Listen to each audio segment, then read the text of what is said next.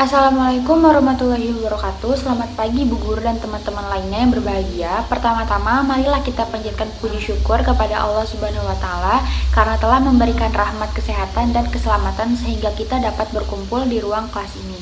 Adapun topik yang akan kami bahas adalah kesulitan menuntut kemudahan. Perkenalkan, nama saya Najmi Nurila yang akan bertugas sebagai moderator. Adapun anggota kelompok saya adalah Feni Melinda Siregar dan Wina Marlena. Baik teman-teman, langsung saja kita mulai ke sesi pertama adalah pembukaan. Marilah kita mengucapkan basmalah bersama-sama. Bismillahirrahmanirrahim. Selanjutnya adalah penyampaian dan penyajian materi. Saya persilakan untuk Feni dan Wina membacakan materi. Masyaqqatu tajlibut taisir, kesulitan menuntut kemudahan. Dasar pengambilan kaidah ini adalah firman Allah Subhanahu wa taala yang berbunyi wa ma ja'ala 'alaikum fid dini min haraj, yang artinya dan dia tidak sekali-sekali menjadikan untuk kamu dalam agama suatu kesempitan. Quran surah Al-Hajj ayat 78. Terdapat juga dalam firman Allah Subhanahu wa taala yang berbunyi a'udzubillahi minasyaitonir rajim. Bismillahirrahmanirrahim. Yuridullahu bikumul yusra wala yuridu bikumul usra, yang artinya Allah menghendaki kemudahan bagimu dan tidak menghendaki kesukaran bagimu. Quran surah Al-Baqarah ayat 185. Sebab rukso ada 7. Yang pertama, safar atau berpergian. Menurut Imam An-Nawawi, ada 8 rukso bagi musafir yang terpetakan menjadi 4. Yang pertama, rukso yang hanya berlaku pada perjalanan jauh tanpa perbedaan di antara ulama. Contohnya, qashar sholat, tidak puasa, dan mengusap muzah lebih dari sehari semalam. Yang kedua, rukso yang tidak hanya berlaku dalam perjalanan tanpa perbedaan di antara ulama. Contohnya, meninggalkan sholat Jumat dan memakan bangkai. Yang ketiga, rukso yang dihilafkan ulama, yaitu menurut qaul aso hanya berlaku pada perjalanan jauh untuk menjama sholat. Yang keempat, rukso yang dihilafkan ulama yang menurut pendapat aso tidak hanya berlaku pada perjalanan jauh, yaitu sholat sunnah di atas kendaraan dan gugurnya sholat fardu dengan toharoh tayamum.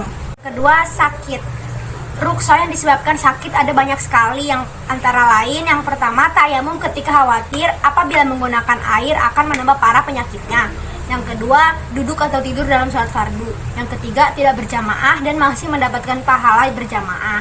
Yang keempat, tidak puasa pada bulan Ramadan. Yang kelima, mengkonsumsi barang najis.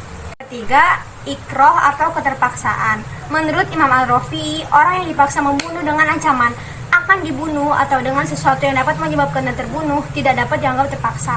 Yang keempat, nisyan atau lupa adalah ketidakmampuan menghadirkan sesuatu dalam hati ketika dibutuhkan. Dengan sebab lupa, dosa bisa dihindarkan.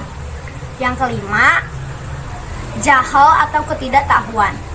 Orang yang tidak mengerti hukum syar'i karena keterbatasan akal, contohnya berbicara pada saat sholat, maka tidak dihukumi batal. Yang keenam, usr atau kesulitan. Maksudnya kesulitan terhindar dari najis. Contohnya kotoran burung di masjid. Begitu pula debu jalanan yang umumnya tercampur dengan kotoran hewan. Kedua contoh ini sulit dihindari dan sudah mewabah di masyarakat. Yang ketujuh, naksu atau sifat kurang. Sifat kurang ini kebalikan dari sifat sempurna. Pada dasarnya setiap manusia senang dan mengharapkan kesempurnaan. Karena itu syariat memberikan rukso kepada orang yang memiliki kekurangan. Contohnya, tidak wajib melaksanakan sholat Jumat bagi wanita, anak-anak, dan budak. Batasan masyaqqah atau kesulitan berbeda-beda sesuai dengan keadaan yang dihadapi. Masyaqqah terbagi menjadi 2. Yang pertama, masyaqqah yang secara umum tidak terlepas dari ibadah atau ketaatan, seperti kesulitan atau kepayahan karena dinginnya air saat wudhu atau mandi. Terlebih menjelang sholat subuh, kesulitan atau kepayahan berpuasa di musim panas yang dilakukan sehari penuh. Menurut Imam Asy-Syuyuti, bila ada pendapat yang menyatakan bahwa kesulitan melakukan wudhu karena kedinginan dapat menyebabkan rukhsah, tidak dibenarkan. Masyakoh yang secara umum bisa lepas dari ibadah. Masyakoh 2 ini ada 3 tingkatan, yaitu masyakoh yang memberatkan seperti kekhawatiran atas keselamatan jiwa, anggota tubuh, maupun harta. Yang kedua, masyakoh ringan, seperti sakit kepala ringan dan cuaca kurang baik yang menyebabkan pilek atau batuk-batuk ringan. Yang ketiga, masyakoh yang berada di tengah-tengah antara masyakoh pertama dan kedua. Masyakoh yang berada tersebut tinggal lebih dekat yang mana antara masyakoh pertama atau kedua. Macam-macam takhfif ada 6, yaitu yang pertama ada takhfif isqat, yaitu keringanan yang bersifat menggugurkan kewajiban. Seperti kewajiban haji bisa gugur bila ada kekhawatiran atas keselamatan jiwa atau harta. Yang kedua ada takhfif tamkis, yaitu keringanan yang bersifat mengurangi kewajiban. Seperti keringanan bagi musafir yang boleh mengqosor sholat 4 rakaat menjadi 2 rakaat.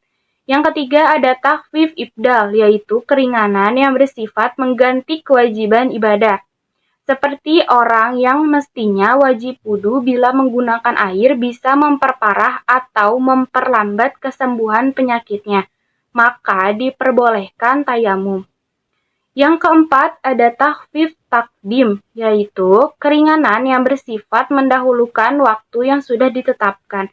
Seperti sholat asar yang memiliki waktu tersendiri, bagi musafir boleh mengerjakannya di waktu zuhur. Yang kelima ada takhfif takhir, yaitu keringanan yang bersifat mengakhirkan dari waktu yang sudah ditetapkan, seperti sholat zuhur yang semestinya dikerjakan pada waktunya. Bagi musafir boleh mengerjakannya di waktu asar. Yang keenam ada takhfif tarkis, yaitu keringanan yang bersifat mempermudah hukum pada beberapa hal awalnya sulit dilaksanakan, seperti kebolehan memakan bangkai dalam kondisi terdesak. Kesimpulan dari materi kesulitan menuntut kemudahan adalah maksud dari kaidah al-masyaqqah tajli al-tafsir adalah bahwa hukum-hukum yang dalam penerapannya menimbulkan kesulitan dan kesukaran bagi mukallaf atau subjek hukum, maka syariah meringankannya sehingga mukallaf mampu melaksanakannya tanpa kesulitan dan kesukaran. Dikatakan pula bahwa dalam hukum-hukum syar'i tidak akan pernah didapati suatu tuntutan yang melewati batas kemampuan hambanya. Dalil-dalil tersebut juga mengindikasikan bahwa Allah memberlakukan hukum-hukumnya yang termuat dalam syariat Islam pada hakikatnya bertujuan untuk memberikan kemudahan dan keringanan kepada hambanya. Seluruh amal ibadah, baik yang berhubungan dengan hati atau yang berhubungan dengan anggota tubuh, tidak dibebankan oleh Allah, kecuali semua itu sudah sesuai atau seukuran dengan kadar kemampuan seorang. Demikian tadi presentasi kelompok kami. Mari kita mengucapkan alhamdulillah. Saya sebagai moderator mohon maaf atas kekurangannya dan terima kasih untuk perhatiannya. Wassalamualaikum warahmatullahi wabarakatuh.